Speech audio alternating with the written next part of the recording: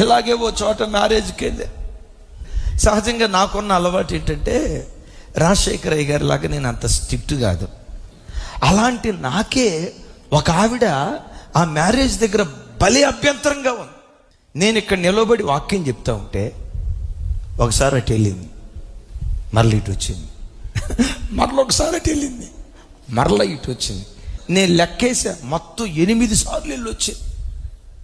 నా పక్కన నన్ను తీసుకెళ్ళిన ఒక తమ్ముడి దగ్గరికి వెళ్ళి, తమ్ముడు ఇదేదో దయ్యంలాగా ఉన్నట్టుంది, కాస్త ఆపు తమ్ముడు అన్న. ఏమన్నాడు తెలుసా? మనం ఆపినా ఆగదన్నా. ఆపినా ఆగదన్న సంగతి నీకెట్లా తెలుసు తమ్ముడు అన్న. ఆవిడెవరో కాదు, మా అత్తే అన్నాడు. అన్నా ఎందుకు ఆగదంటే, మొన్ననే మా మామ ఈ పెళ్ళికి రావాలని చెప్పి మా మామతో గొడవ పెట్టి నక్లెస్ నడుము చూసారా వడ్డాను అంటాడు.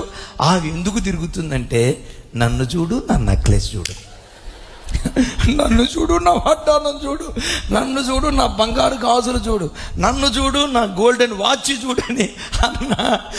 యేసు ప్రభు తప్ప ఎవడూ ఆపలేడు అన్న. స్వాతిశయం అంటే వాళ్ళని కూర్చి వాళ్ళు గొప్పగా చెప్పుకుంటారు. మా కులం ఏంటో తెలుసా? ఆంధ్రాలో మాది అగ్రవర్ణం అంటారు. అసలు మా ఇంటి పేరటోళ్ళు ఉన్నారే, అందరి ఇంటి పేరటోళ్ళు వేరు, మా ఇంటి పేరటోళ్ళు వేరండి. అసలు మా ఫ్యామిలీ, మా బ్యాక్గ్రౌండ్ అని చూసారు. అసలు మా తాతల మొత్తాతలు అంతేనండి. మా ఫ్యామిలీ మీకు తెలుసండి, మా కులస్తుల స్వభావాలే కాస్తంత డిఫరెంట్. ఈ స్వాతిశయ పూర్ణుల బ్యాచ్ అంతా ఎక్కడుంటుందో తెలుసా? నరకంలో మందలాగా కోర్చబడతారు. ఏం చేయాలి?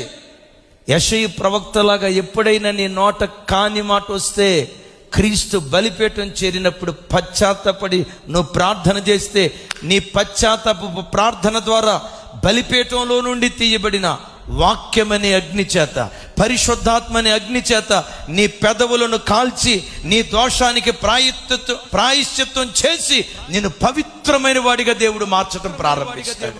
ఎవడైతే తన దోషము నిమిత్తం దేవుని సన్నిధిలో కన్నీరు మున్నీరుగా ఏడుస్తూ పశ్చాత్తాపడతాడో వాని పశ్చాత్తాప ప్రార్థన దేవుడు విని వాక్యమనే అగ్నితో వాడి పెదవులు కాల్చేస్తాడు. దేవుడు పరిశుద్ధాత్మని అగ్ని చేత వాడిని కాల్చడం ప్రారంభిస్తాడు. ఎప్పుడైతే కాల్చడం ప్రారంభించాడో దోషమునకు ప్రాయశ్చిత్తం కలుగుతుంది. దోషానికి ఎప్పుడైతే ప్రాయశ్చిత్తం కలుగుతుందో నరకమనే కుళ్ళు పట్టకుండా నిత్యము దేవునితో కూడా బ్రతికే భాగ్యం దేవుడు మనకు అనుగ్రహిస్తాడు.